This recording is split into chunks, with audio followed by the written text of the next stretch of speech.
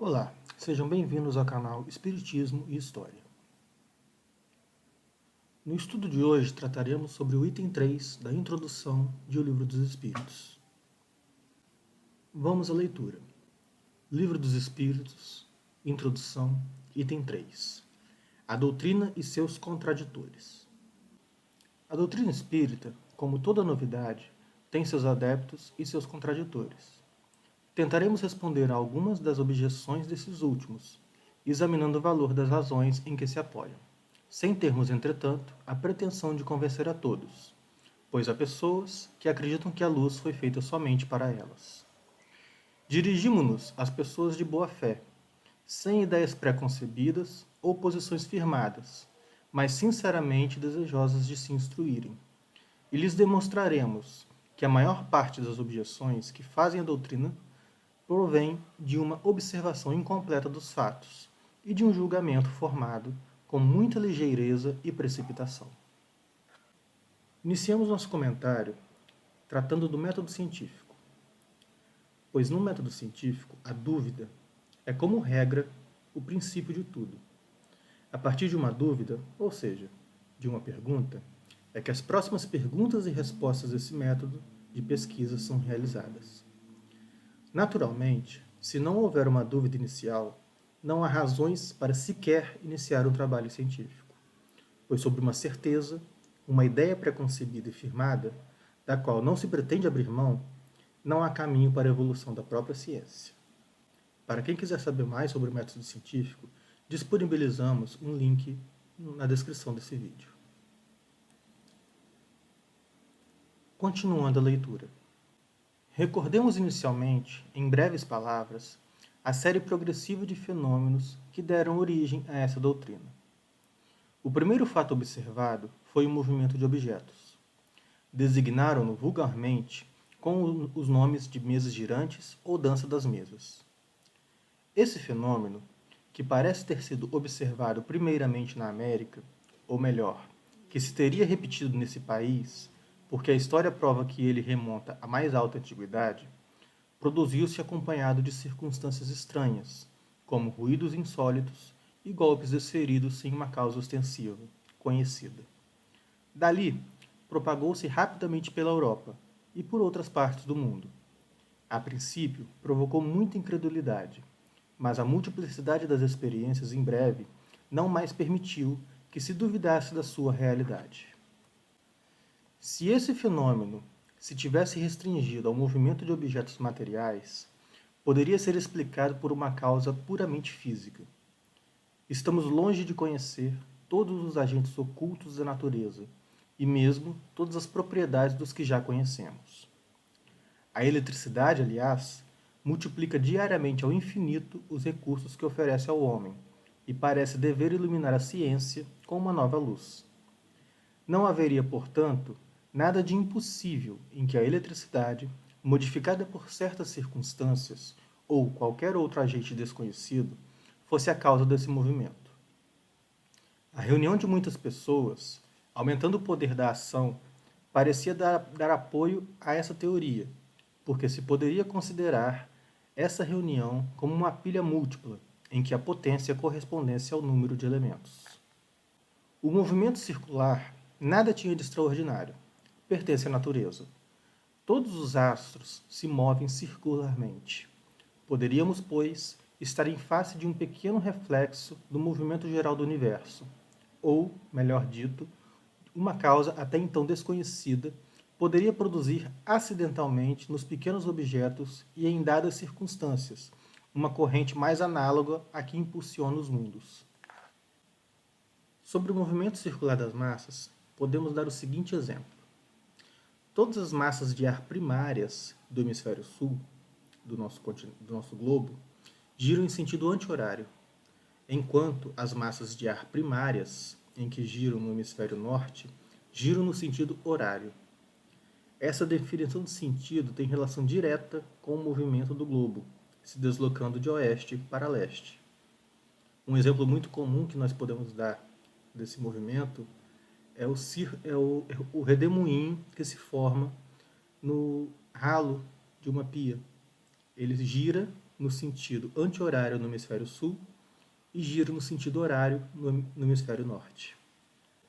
Para quem quiser saber mais sobre o movimento circular das massas, deixamos links a esse respeito na descrição do vídeo.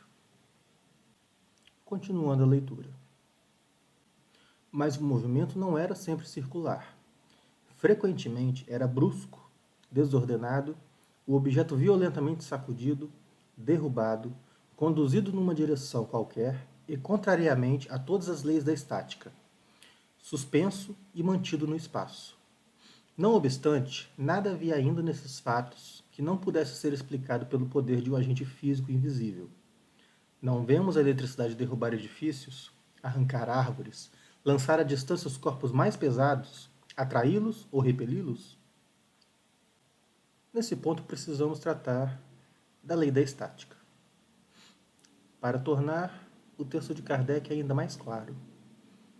A estática é a parte da mecânica, ramo da física, que estuda os corpos que não se movem ou se movimentam em aceleração constante.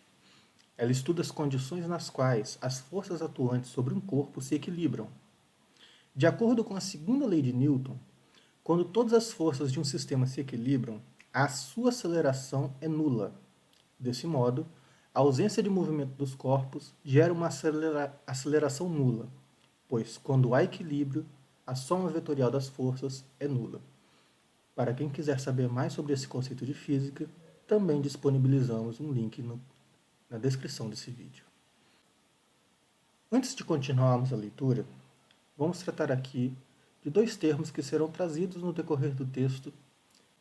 O primeiro termo é insólito, o qual nós já vimos anteriormente, inclusive. Insólito significa que não é habitual, anormal, extraordinário, raro, que é contrário ao uso, às regras, aos hábitos. O segundo termo trata-se da palavra fisiológico. Fisiológico trata-se da ciência biológica que estuda as funções e o funcionamento normal dos seres vivos e, em geral, os processos físico-químicos que ocorrem nas atividades vitais. Continuando a leitura. Supondo-se que os ruídos insólitos e os golpes não fossem efeitos comuns da dilatação da madeira ou de qualquer outra causa acidental, poderiam ainda muito bem ser reproduzidos por acumulação do fluido oculto. A eletricidade não produz os ruídos mais violentos? Até esse momento, como se vê, tudo pode ser considerado no domínio dos fatos puramente físicos e fisiológicos. E sem sair dessa ordem de ideias, ainda haveria matéria para estudos sérios, digna de prender a atenção dos sábios. Por que não aconteceu assim? É penoso dizer, mas o fato se liga a causas que provam, entre mil outras semelhantes, a leviandade do espírito humano.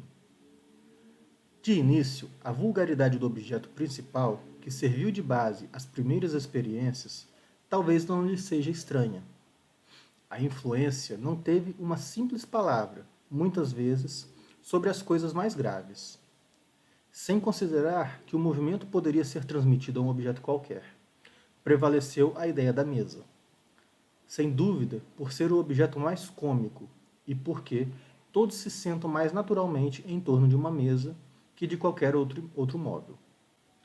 Ora, os homens superiores são às vezes tão pueris que não seria impossível certos espíritos de elite se julgarem diminuídos se tivessem de ocupar-se daquilo que se convencionara chamar de danças das mesas. É mesmo provável que, se o fenômeno observado por Galvani o tivesse sido por homens vulgares e caracterizado por um nome burlesco, estivesse ainda relegado ao lado da varinha mágica. Qual sábio não teria se julgado diminuído a ocupar-se da dança das rãs? Aqui nós temos Kardec fazendo referência ao eletrofísico Luigi Galvani e uma de suas experiências em torno da eletrofísica que se tornou conhecida como Dança das Rãs. O experimento Dança das Rãs, citado por Kardec, trata-se de quando Galvani observou atentamente as reações musculares das rãs sob a ação de estímulos elétricos durante muito tempo. Em 1780, Galvani e seus alunos faziam experiências com uma rã morta, a cujo nervo espinhal amarrou um fio de cobre, e toda vez que os pés do animal tocavam em um disco de ferro, percebem que as pernas se contraíam violentamente. Galvani explicou que o fenômeno como resultado de uma eletricidade animal que perdurava depois da morte. Sua nova teoria só foi publicada 11 anos mais tarde, no livro sobre a força da eletricidade nos movimentos musculares. Hoje, o instrumento que mede a corrente elétrica se chama galvômetro, em homenagem a Luigi Galvani. Para quem quiser saber mais também sobre esse assunto, disponibilizamos links na descrição desse vídeo. Continuando a leitura. Alguns, entretanto, bastante modestos para aceitarem que a natureza poderia não lhes ter dito a última palavra, quiseram ver para a tranquilidade de consciência. Mas aconteceu que o fenômeno nem sempre correspondeu à sua expectativa, e por não se ter produzido constantemente à sua vontade e segundo a sua maneira de experimentação, concluíram eles pela negativa. Malgrado, porém, a sua sentença com as mesas, pois que há mesas, continuam a girar. E podemos dizer com Galileu, contudo, elas se movem. Diremos ainda que os fatos se multiplicaram de tal modo que têm hoje direito de cidadania, e que se trata apenas de encontrar para eles uma explicação racional.